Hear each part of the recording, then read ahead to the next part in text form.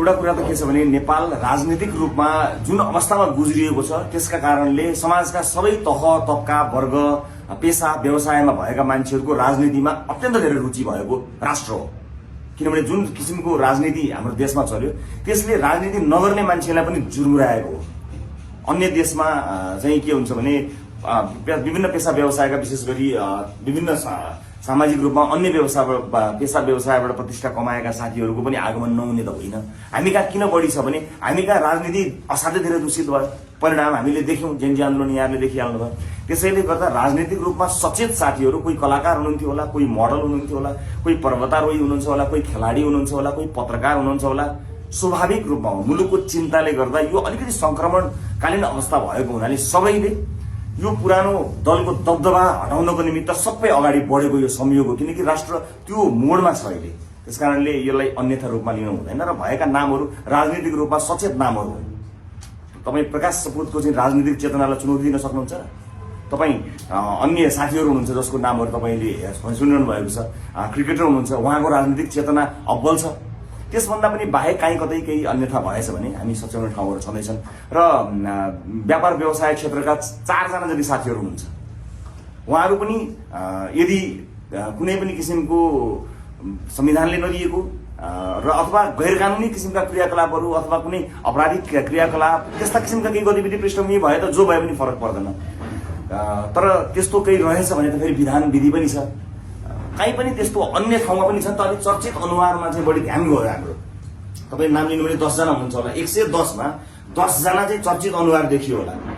10 जना नै राष्ट्रपाको मान्छेहरू हुन् भन्दिन अलिकति भएन। स्वाभाविक रूपमा सार्वजनिक चासोमा आएका मान्छेहरूलाई हेर्दाखेरि बढी त्यसले समाचार बन्ने भयो, त्यसले ध्यान आकर्षण खिच्ने भयो।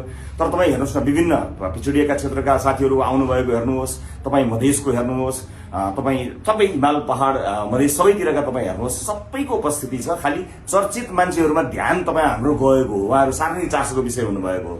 जुम्लाको साथीको तपाईँले चर्चा गर्नु भएन किनकि तपाईँले यस अगाडि देख्नु भएको होइन, चिन्नु भएको होइन। त्यसले गर्दा 8-10 जना साथीहरू चर्चित भएका हुन्। मोरङ र चितवनमै यति धेरै समानुपातिक उम्मेदवार किन भयो?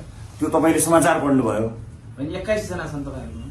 छैन, 4 जना, 4 कि 6 जना छन्। तपाईको लिस्टमा हेर्दाखेरि छैन। अहिले हामीले हेर्यौं कसैको चाहिँ पहिला नाम लेखिएको हुनाले उहाँले जस्तो पठाउनु भयो त्यही हेरिएको हुन सक्छ। मैले चेक गरेँ, त्यस्तो छैन। 4 देखि 6 जना छन्। प्राइमरी इलेक्सनलाई चाहिँ त्यत्रो धेरै हल्ला गरेर फेरि प्राइमरी इलेक्सनबाट निर्वाचित भएका मान्छेहरूलाई किन पछाडि राखिनु हो भन्ने आरोप चाहिँ एकदमै धेरै गुनासो पनि प्रश्न पनि छ। प्राइमेरी इलेक्सनको विधिलाई तपाईहरुले हेर्न जरुरी हुन्छ। भोटिङको वेटेज नै सम्पूर्ण वेटेज होइन। राजनीतिमा भोट मात्र कमाएर मान्नुहोस् न, तपाईले चाहिँ सबै मान्छे आफ्नो सदस्य बनाएर भोटै हालिदिनु भयो भने त तपाईँ स्वतः निर्वाचित हुनुभयो नि त।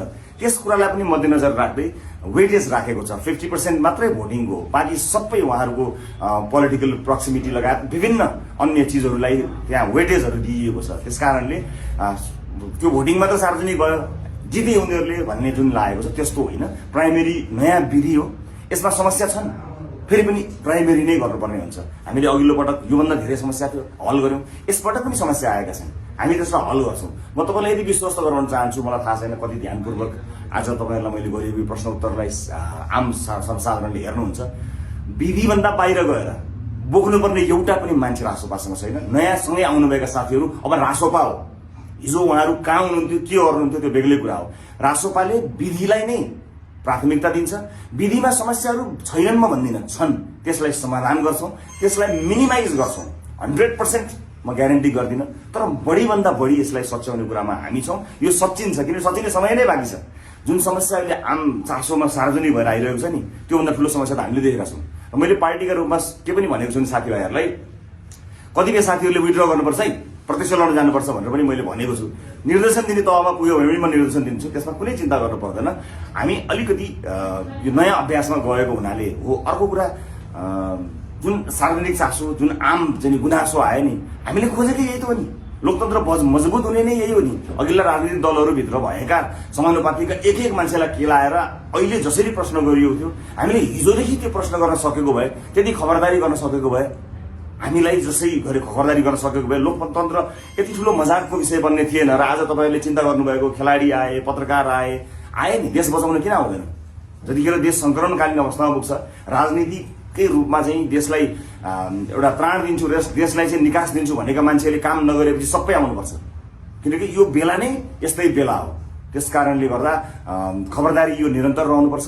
यो हाम्रो लागि अत्यन्तै सुध्रिने अवसर हो।